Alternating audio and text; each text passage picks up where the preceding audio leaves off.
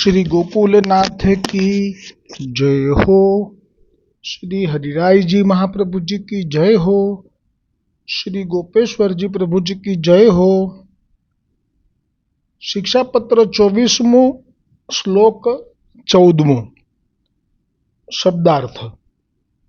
निरंतर એમના ભાવથી ભાવિત જે તદીય વૈષ્ણવો છે તેમનું સર્વ સિદ્ધ છે અને અન્ય જન જેઓ કાળને વશ છે તેમનું સર્વ કાળથી ગયું છે। આ શિક્ષાપત્ર 24 છે અને શિક્ષાપત્રમાં જેટલા પણ પત્રો છે એ પત્રો श्री हरिराय जी महाप्रभु जीए लघु भ्राता गोपेश्वर जी प्रभु ने उद्देशीने ज लख्या छे, कोई वैष्णव ने उद्देशीने नथी लख्या। एटले प्रचार प्रसार में पाछळथी आ जे पण उद्देश छे बालक ने अथवा तो वल्लभकुल आचार्य बालको माटेनो एने भूलावी देवानो संपूर्ण प्रयास थयो। एमां नुकसान जेमने उद्देशीना पत्रों हता तेमने ज थयुं। भाव सुंदर है हरिरायजीनो। हरिरायजी आजे पत्रों प्रकट करी अने आचार्य बालकोने सर्व संशयनुं समाधान करी रह्या छे। जेमां आजे कह्युं 14मा पत्रमा के निरंतर एमना श्लोक ज लई लऊं। तदीयानां सर्वमस्ति सदा तद्भाव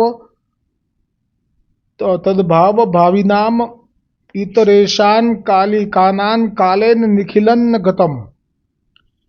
निरंतर एमना भावथी भावित जे तदीयो छे तेमनुं सर्व सिद्ध छे। एटले आमां तो मानो के आप हरिरायजी कही रह्या छे के जे महाप्रभुजीना शरणे आवेला तदीय वैष्णवो छे ए जे मूल पुष्टि मार्गनो भाव छे भावथी भावित छे एने तदीयो कह्या अने एमनुं तो सर्व सिद्ध छे एटले के एमने कशुं सिद्ध करवानुं बाकी नथी। परंतु हवे जे बीजो छे भाव कहे छे ए ज शब्दार्थमां के अन्य जनो एमां तो आ बधा ज पत्रो आचार्य बालकने एटले के गोपेश्वरजी प्रभुने उद्देशीने छे एटले के जाणे के आप आपना लघु भ्राताने अने भविष्यना बालकोने कही रह्या छे। पण तमारामांथी आचार्य बालकोमांथी जे काळने वश थई गया छे एनुं सर्व काळथी गयुं छे। आ भेद पाड्यो आपे। गयुं छे एटले गयुं छे, आमां पछी संशय नथी। तो ज आटલું स्पष्ट आपे उल्लेख करे आ 14મા श्लोकमां। तो गयुं छे ए शुं हवे विवेचनमां आवशे। जे तदीय वैष्णवो सदा तद्भावथी भावित होय छे तेमने सर्व फल सिद्ध थाय छे। तदीयोने श्रवण पण आवश्यक छे। गोपिका गीतमां सात्विक गोपीजनो कहे छे के तव कथामृतम तप्त जीवनम कवि विरीडितम कल्मषापहम श्रवण मंगलम श्रीमदाततम भुविम गुणंति ते बुरीदा जनाः। आ गोपी गीतनो श्लोक छे। एनो अर्थ अहींया कह्यो छे। संसारथी तप्त अथवा विप्रयोगाग्निथी तप्त भक्तोने जीवन रूप कविओए जेनी प्रशंसा करी छे, जे सर्व पापने हणनारू छे, जे श्रवणथी मंगल रूप छे, जे लक्ष्मी युक्त छे अने जे सर्वत्र व्याप्त छे एवुं जे आपनी कथारूप अमृत छे तेनुं जे भगवदीय जनो कथन लोकोमां करे छे तेवो पुष्कळ अर्थने आपनारा अजन छे। एटले के एमां भागवतजीमां भाव एवो कर्यो छे के बहु मोटा दाता छे કેવલ ભગવદ રૂપ છે અથવા જનનાદિ દોષ રહિત છે, એટલે કે વ્યાસ આદિ ભગવદીઓ તમારી કથામૃતનું લોકોમાં ગુણગાન કરે છે, તેઓ લોકોને પુષ્કળ અર્થ આપે છે, તેમજ પોતે કેવલ ભગવદ રૂપ છે અને જન્માદિ દોષથી રહિત છે. આ પ્રકારે સર્વથી સર્વ દોષ દૂર થાય છે. આ પ્રકારે શ્રવણથી સર્વ દોષ દૂર થાય છે, ભગવદ ભાવ વૃદ્ધિ પામે છે. પરંતુ જેવો ભાવ રહિત હોય છે તેમના સર્વ સાધન આ કરાળ કાળ ખાઈ જાય છે. કાળ સર્વ જગતનું ભક્ષણ કરે છે. એટલે સ્વાભાવિક જ છે કે આ પત્રો આપે આપના લઘુ ભ્રાતાને જ ઉદ્દેશીને લખ્યા છે અને એ લઘુ ભ્રાતા પછી આચાર્ય બાળકો માટે છે. અને આ સંદેશ જે કહેવા માંગે છે એ આચાર્ય બાળકો માટે જ છે, જેમાં આપે એવું કહ્યું કે જે તદીય વૈષ્ણવો છે, જે ભગવાનના કથામાં અને સ્વરૂપમાં કાયમ માટે ભાવથી લિપ્ત રહે છે, તે તદીઓએ પણ ભગવાન શ્રી કૃષ્ણની કથા શ્રવણ કરવી આવશ્યક છે. અને પછી ગોપી ગીત મૂક્યું, એક શ્લોક મૂક્યો અને એનો અર્થ કરતા આપે શા માટે શ્રવણ કરવું આવશ્યક છે એનું અહીંયા ભાવ પ્રગટ કર્યો. ગોપી ગીતના શ્લોકનો અર્થ પ્રગટ કર્યો કે સંસારથી જ્યારે તપ્ત થઈ જાય છે જીવ, અથવા તો વિપ્રયોગ અગ્નિથી, એટલે કે જે ભૂલાઈ ગયું છે તાપ ક્લેશનો આનંદ, તેમને પણ માત્ર આ એક જ બચ્યું છે, જે છે એ આ પ્રભુના દિવ્ય લીલાનું શ્રવણ, જે સર્વ પાપને હણી લે છે. એટલે કે પ્રભુ પોતે અમૃતમય છે, પ્રભુની લીલા પણ અમૃતમય છે. એટલે આમ કહ્યું, જે શ્રવણથી મંગળરૂપ છે, જે લક્ષ્મીયુક્ત છે અને જે સર્વત્ર વ્યાપ્ત છે, એવું જે આપની કથારૂપ અમૃત છે, તેનું જે ભગવદીય જનો ગુણ અને પ્રશંસા લોકોમાં કરતા રહે છે, તેઓ પુષ્કળ અર્થને આપનારા અજન છે. એટલે મેં કહ્યું એમ, ભાગવતજીમાં આ શ્લોકનો ભાવ એવો કીધો છે ગોપિકાઓએ કે આ જે કથા કરી રહ્યા છે આવી રીતે ઠેર ઠેર સમાજમાં ફરીને શ્રી કૃષ્ણની એ બહુ જ મોટા દાતાર છે. અજન કીધા, કેવળ ભગવદ રૂપ છે અથવા જનનાદિ દોષ રહિત છે. કેમ કે સાક્ષાત અમૃતનું જ સતત પાન કરે અને કરાવે, એટલે પછી કયો દોષ હોય. એટલે જે વ્યાસાદિ ભગવદીઓ તમારી કથામૃતનું લોકોમાં ગુણગાન કરે છે, તેઓ લોકોને પુષ્કળ અર્થ આપે છે, તેમજ પોતે કેવળ ભગવદ રૂપ છે અને જન્માદિ દોષથી રહિત છે. આ પ્રકારે શ્રવણથી સર્વ દોષ દૂર થાય છે. એટલે જેમ આગળ કહ્યું ને કે આગળના શ્લોકમાં કે બે જ છે માર્ગ, પુષ્ટિ માર્ગમાં જે કયા છે મુખ્ય, કથાયામવા, સેવાયામવા. પણ એમાં હવે કથાનો મહિમા કીધો આ શ્લોકમાં. ભલે સેવા કદાચ ન હોય કે હોય, પણ છતાંય શ્રવણ કરવી જોઈએ કથા.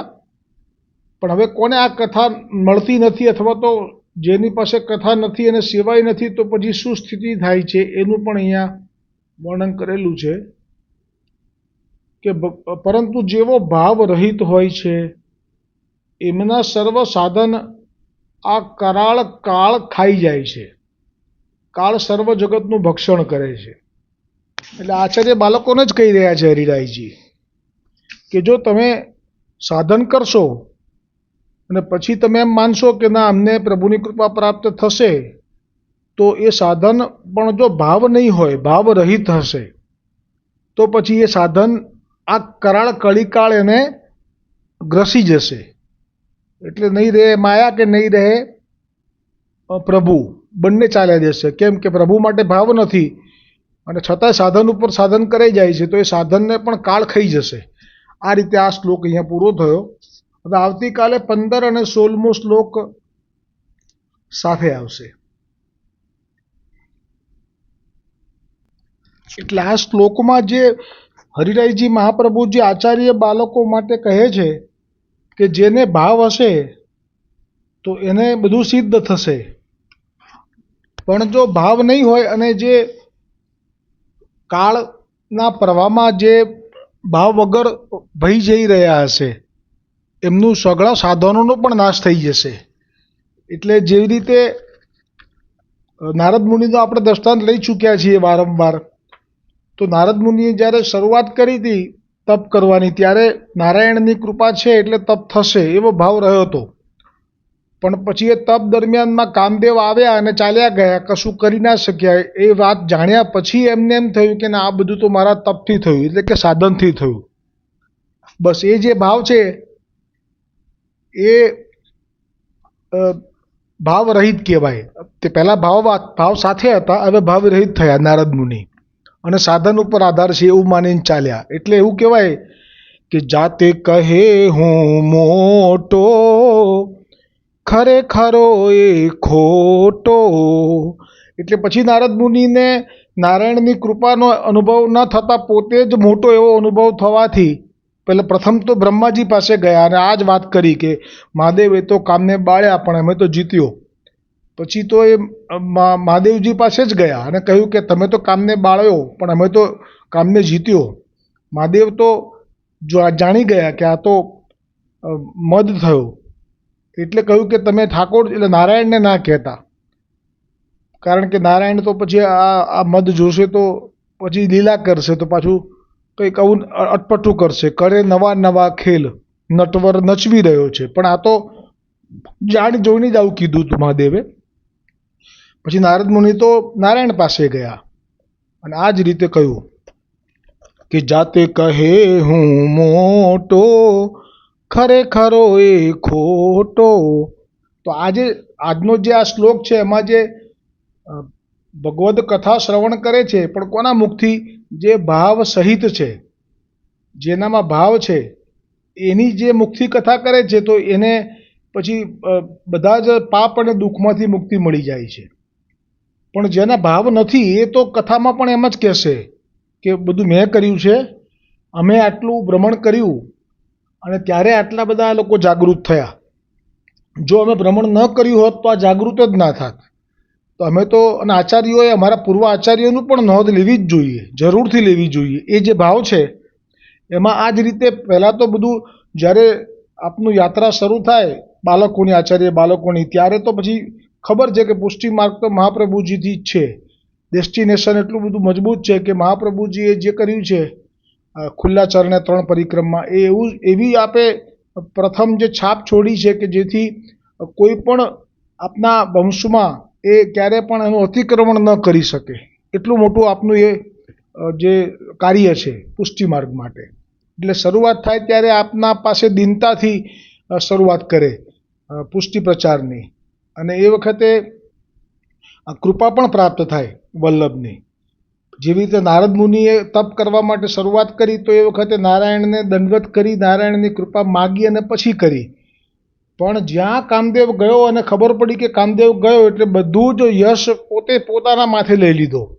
પછી બાળકોને એમ થવા લાગે કે આ તો મેં કર્યું, મેં ના કર્યું હોત તો થાત જ નહીં, આટલા દેશમાં કોણ જવાનું હતું, આ તો અમે ગયા તો થયું. એટલે આજનો જે શ્લોક છે એમાં જ કહ્યું છે કે કોનું કાળ સાધન ખાઈ જાય છે તો આનું ખાઈ જાય છે. જે પછી પહેલાં પોતે વલ્લભની કૃપાથી એ પદ ઉપર પહોંચ્યા કે જ્યાં હજારો માણસો એમને વલ્લભના ગુણગાનને કારણે ઓળખતા થયા. પણ પછી એક સમય એવો આવી જાય છે, એમાં કે એમનો ઇન્ટેન્સ નથી હોતો પણ સ્વાભાવિક લોકો પૂજવા લાગે ને એટલે એમને એમ થાય કે આ પૂજા અમારી થઈ રહી છે, ખરેખર તો કોની થઈ રહી છે. જેમ ગઈકાલનો પ્રસંગ છે પરમ દિવસનો, એ જે 252 વૈષ્ણવની અંદર 59મી વાર્તામાં એક ધોબી શ્રીનાથજી કો, હવે એમાં એ જે અંદર જેની અંદર એ પુરાયા છે ધોબી, એ તો ઠાકોરજીનું સ્વરૂપ છે, એની અંદર છે. એટલે એ ધોબીને એમ લાગે છે કે અમારી પૂજા થઈ રહી છે, પણ ખરેખર તો રાજા કોની પૂજા કરી રહ્યો હતો? તો એ તો ઠાકોરજીની કરી રહ્યો હતો. એમ અહીંયા અત્યારે આચાર્ય બાળકો શરૂઆતમાં એમ માને છે કે ના અમને નહીં પણ મહાપ્રભુજીને નમે છે, મહાપ્રભુજીને ચરણ સ્પર્શ કરે છે, તો એ બહુ જ સઠીક ભાવ હોય છે, સાચો ભાવ હોય છે.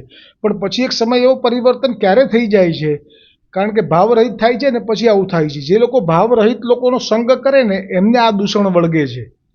કે જેમ કે બીજા બધા હોય અન્ય માર્ગીઓ, એ એમ જ કહે કે અમે તો બ્રહ્મ થઈ ગયા છે, તમે હજી બસ વલ્લભના નામે જ પ્રયત્ન કરો છો, તમે જાતે કંઈ જ નથી, તમે તો કશું કર્યું જ ના કહેવાય, આ તો બધું વલ્લભનું જ છે, તો તમારું શું?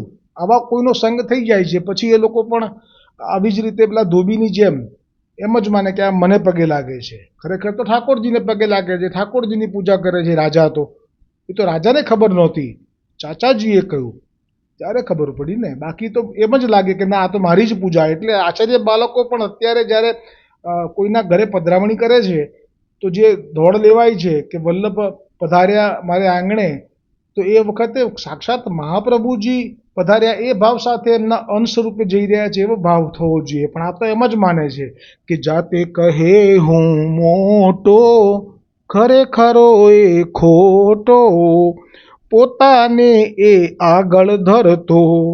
પછી વાત પહેલાં તો વલ્લભની થતી હોય શરૂમાં, પણ હવે વાત બધી પોતાની કરતો. પછી પહેલાં તો એમ કે જો વલ્લભે આવી રીતે પરિક્રમા કરી અને આવું સુંદર પુષ્ટિ માર્ગ માટેનો એક માર્ગ પ્રશસ્ત કર્યો. પછી ક્યારેક એવી પણ શરૂમાં એવી વાતો કરે કે ગુસાઈજીએ તો ઘોડા ઉપર બેસી અને એક નિષ્કિંચન વૈષ્ણવની હાથની જે માળા જુઈની જે કરમાઈ જાય એ પહેલાં તો ત્યાં જઈને મેળવી લીધી. તો એ વખતે સુંદર જે હરિરાયજીએ ગોકુલનાથજીએ કહ્યું છે કે આપણે વલ્લભ વિઠ્ઠલના જ ગુણગાન કરવાના છે, તો એ બરાબર જ ચાલતું હોય છે અને એમાં જ સાચો રસ ભરેલો છે. એટલે તો ગોકુલનાથજીએ પણ 84,252ના રસમાં ડૂબીને જ આપનું જીવન કાળ વિતાવ્યું. પણ બાળકો અત્યારે ફંટાઈ ગયા છે. બાળકોને હવે વલ્લભ વિઠ્ઠલના ગુણગાન નથી કેમ ગાવા? આ કારણથી કે વાત બધી પોતાની કરતો, પોતાને એ આગળ ધરતો, વાત બધી પોતાની કરતો, મારો નથી કોઈ જોટો. મારો નથી કોઈ જોટો એટલે પેલા હતા ને જે શું નામ છે એમનું, ગોવિંદદાસ ભલ્લા, તો એમને જેવું થઈ ગયું હતું ને કે મારા જેવો કોઈ નથી અહીંયા ગોવર્ધનનાથજીની સેવામાં. કે બ્રહ્મ મુહૂર્તમાં જળ ત્યાં મથુરાથી વિશ્રાંત ઘાટથી ભરી લાવવું, પછી 2 સમયના વાસણો ખાસા કરવા, અને એ તો કંઈ નહીં, એનાથી વધારે તો એ છે કે હું અહીંથી કશું લેતો જ નથી દેવદ્રવ્ય. હું તો નીચે જઈને ભિક્ષા માગીને પછી નીચે મારી રીતે ધજાજીને ધરીને લઉં છું. એટલો બધો એને ભાવ થયો કે મારો નથી કોઈ જોટો. પણ હવે એ જ એના માટે જ કહે છે હરિરાયજી કે ખરેખરો એ ખોટો, જાતે કહે હું મોટો, ખરેખરો એ ખોટો. એટલે આજનો જે શ્લોક છે એમાં જેને સાધનનો જો સાધન કર્યાથી જ આ મને મળ્યું છે અને આ સાધન મેં કર્યું છે, જો ન કર્યું હોત તો ના થાત. તો એ લોકો પછી જ્યારે કથા કરવાની શરૂ કરે તો એ કથા કરે જેમ વાંચે ને કોઈ એવી રીતે, પણ એ કથાના પ્રસંગમાં એમને જે અંદરથી ઉછાળો આવવો જોઈએ એ ના આવે. એટલે એ ઉછાળા વગરની કથા એટલે કેવી કહેવાય? એ તો યંત્રવત કહેવાય. પછી એ વખતે આવું વર્ણન છે એમના માટે કે જે લોકો કથા કરે પણ મન એમનું પોતાની સિદ્ધિ જે મળી છે એમાં જ હોય, કરવા ખાતર કરે, ગ્રામોફોનની રેકર્ડ જેવા ઉછાળો ના આવે. એટલે ચડ્યો ન પ્રભુનો પાનો, જીવતા મળદા માનો, ચડ્યો ન શ્રીજીનો પાનો, ચડ્યો ના વલ્લભનો પાનો, ચડ્યો ના વિઠ્ઠલનો પાનો, જીવતા મળદા માનો. હવે એની સ્થિતિ કેટલી નાજુક થઈ જાય કે જે વલ્લભને વિઠ્ઠલને ભૂલીને પોતાની જ વાતો કરવા લાગી જાય. નહીં ઘરનો કે ઘાટનો રહેતો. પછી તો એ વલ્લભનો કે વિઠ્ઠલનો ના થયો, કેમ કે એણે તો બધું છોડી દીધું ને પોતાનું ચાલુ કર્યું. હું મારામાં ડૂબકી દેતો. હવે વલ્લભ વિઠ્ઠલના ગુણગાન બંધ. હવે જ્યાં જાય ત્યાં મોટા મોટા 2 સ્ક્રીન મંગાવે અને એ સ્ક્રીનમાં પછી અત્યાર સુધીમાં જે કંઈ પણ પુષ્ટિ પ્રચાર પ્રસાર કર્યો હોય, જેમાં બાળકો માટેના કોચિંગ વગેરે એ સિવાય ઘણું બધું, તો એ બધું જ એમાં પછી પ્રદર્શિત કરે અને બધાને સુધી પહોંચાડે કે જુઓ આ બધું અમે કર્યું છે અને ન કર્યું હોત તો આ બધાનું શું થાત. એટલે અહીંયા કહ્યું, હું મારામાં ડૂબક નહીં ઘરનો કે ઘાટનો રહેતો, હું મારામાં ડૂબકી દેતો, મોટો છતાંય નાનો, જીવતા મળદામાનો. હવે આવી સ્થિતિ થાય એટલે એને જોઈને બીજા બાળકો પણ એવા જ થઈ જાય, એકદમ ભારેખમ. પહેલાં એ પણ હળવા હોય, નાના બાળક સાથે પણ મળી જવાય, એવો સુંદર મહાપ્રભુજીનો સ્વભાવ હતો. એટલે એમના બાળકોમાંય હોય, પહેલાં હોય હો, પણ પછી જ્યારે આવું થાય, હું જ બધું કરું છું ને હું જ બસ, એ પછી એમને ભારેપણું થાય. એટલે એટલા બધા ધીમે ધીમે ચાલે, ધીમે ધીમે બોલે, ધીમે ધીમે આમ મુખ આશીર્વાદ ધીમે ધીમે આપે, એ બધું બદલાઈ જાય. અને એટલા માટે આ જે હું શબ્દ છે એની ઉપર તો બહુ જ અલગ અલગ ભાવથી ધોળ અહીંયા મારી પાસે છે, એટલે હું લઉં છું, જેથી ખ્યાલ આવે આપણને કે આ બાળકો માટે નથી. બાળકો માટે તો હરિરાયજીએ કહ્યું છે, એટલે વાંચશે તો તરત જાણી જશે, નહીં વાંચે તો પછી વૈષ્ણવ માટે તો એમણે થોપી જ દીધેલું છે, એટલે એમાં તો કંઈ બહુ વિચારવું નથી આપણે.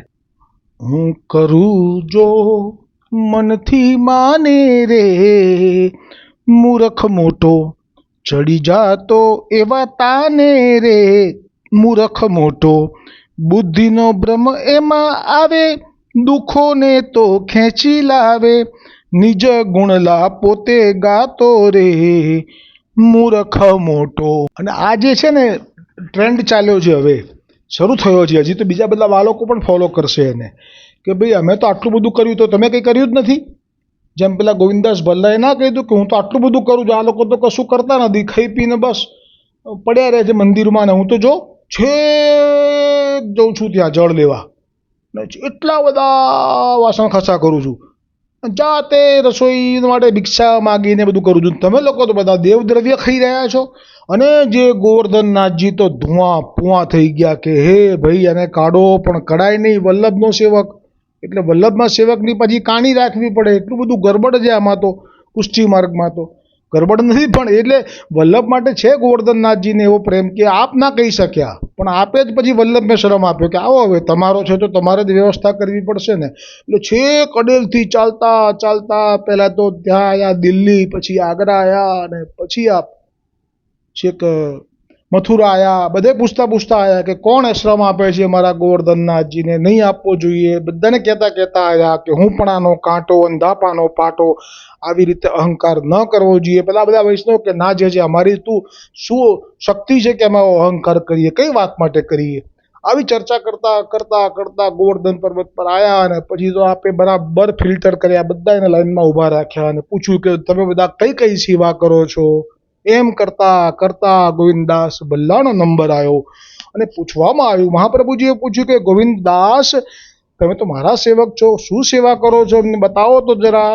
બસ એટલે જેવું ભર્યું આ મનમાં નીકળે સદા વચનમાં, તરત જ બોલ્યા કે મારા પ્રભુ હું તો સવારે આટલા વહેલા ઉઠી બ્રહ્મ મુહૂર્તમાં ચાલતા છેક મથુરાજી વિશ્રાંત ઘાટથી જળ ભરીને લાવું છું, અને પછી હું અહીંયા આવી રીતે રાજભોગમાં એ જળ ધરાય છે, અને હું તો 2 સમયના વાસણ ખાસા કરું છું રાજ, અને પછી હું ભિક્ષા માગીને લાવું છું, મધ્યાહનમાં ધરીને લઉં છું, હું દેવ દ્રવ્ય લેતો નથી. એના વચન ઉપરથી ખબર પડી ગઈ ના કે વાત થાય કે હું તો આટલા વખતથી આટલું ભ્રમણ કરીને આટલા ઠેકાણ મેં આટલા પુષ્ટિ પ્રકારના પ્રચારના કાર્યો કર્યા છે, તમારે એની નોંધ લેવી જોઈએ.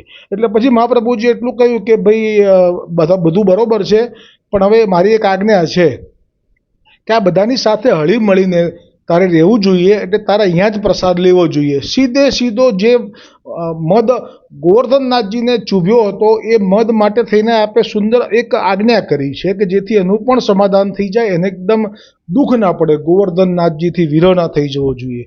એટલે આવી કૃપા વિચારી. પણ આનો મદ એટલો બધો હતો કે મહાપ્રભુજીની આજ્ઞાની અવજ્ઞા કરી લીધી અને કહી દીધું કે હું દેવદ્રવ્ય તો નહીં લઉં. ગુરુની અવજ્ઞા, વલ્લભની અવજ્ઞા કરે પછી એનો અંત ક્યાં જાય આવશે, આ લઈશ છેલ્લું દોડ. અને છેવટે મહાપ્રભુજીએ કીધું કંઈ વાંધો નહીં, તું દેવદ્રવ્ય ના લઈશ તો હવે તું એક કામ કર, મારી સાથે ચાલ અને હું તારે અધરામૃત આપીશ, તું એ લેજે ને નિર્વાહ કરજે. કેમ કે એની પાસે દ્રવ્ય નહોતું એટલે. તો એ કહે છે કે ના હું ગુરુ દ્રવ્ય પણ ના લઉં.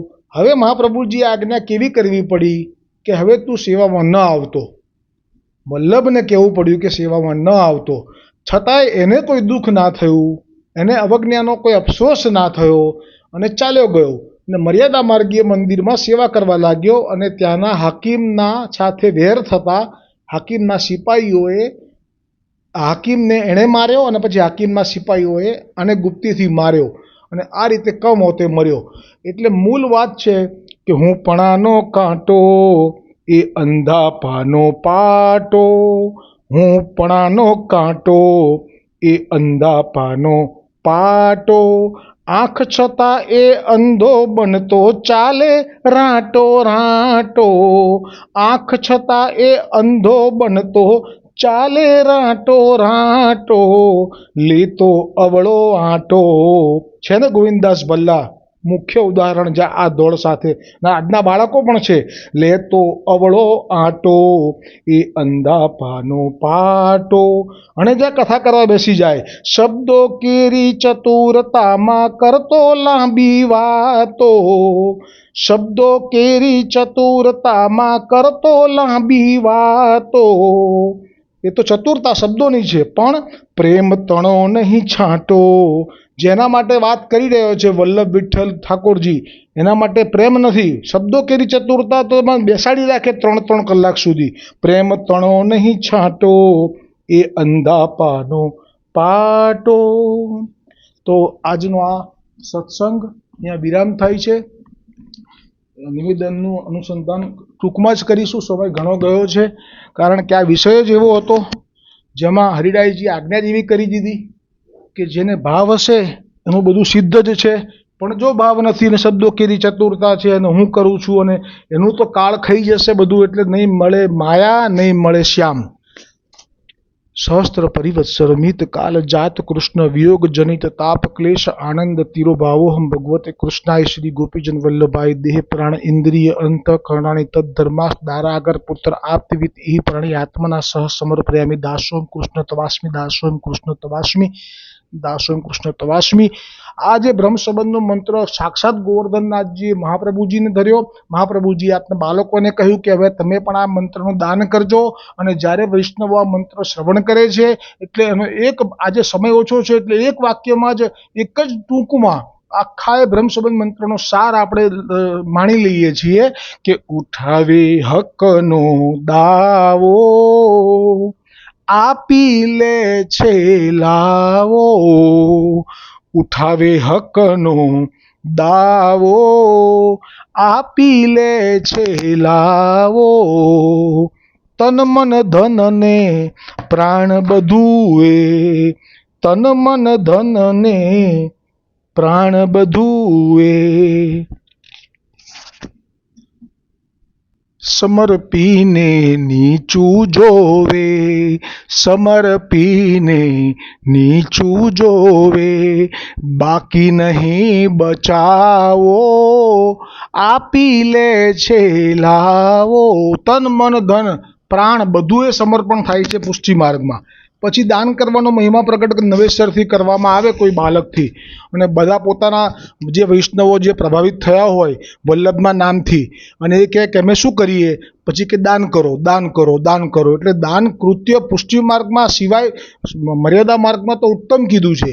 અરે છેલ્લું ચરણ જ આ છે દાનનું, પણ પુષ્ટિ માર્ગમાં તો સમર્પણનો ભાવ છે. પછી દાન આવે નહીં, પછી મનોરથ આવે.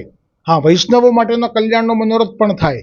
જે વૈષ્ણવને સંકોચ હોય એને આપો તો એ દાન ના ગણાય, એ વૈષ્ણવનું મદદ કરી કહેવાય. એવા અનેક પ્રસંગો છે. પછી મનોરથો થાય, ઠાકોરજીના થાય, ગોવર્ધનનાથજીના થાય, વલ્લભકુલ બાળકોના પણ થાય, બાળકોના ભવજીના બેટીજીના, આપના બાળકો નાના હોય એ બધાના મનોરથો થાય. એના અલગ અનેક પ્રસંગો આવશે, પરંતુ દાન ના થાય. અને દાન એ અધિકાર જ ચાલ્યો ગયો છે. અને પછી દાન કરાવે કરાવે કરાવે અને પછી એ જીવન જ્યારે તકલીફ શરૂ થાય તો એ લોકો કન્ફ્યુઝ થઈ જાય કે અમારા જે તો આટલું બધું દાન કરાવ્યું તો અમને કેમ આ દુઃખ આવ્યું.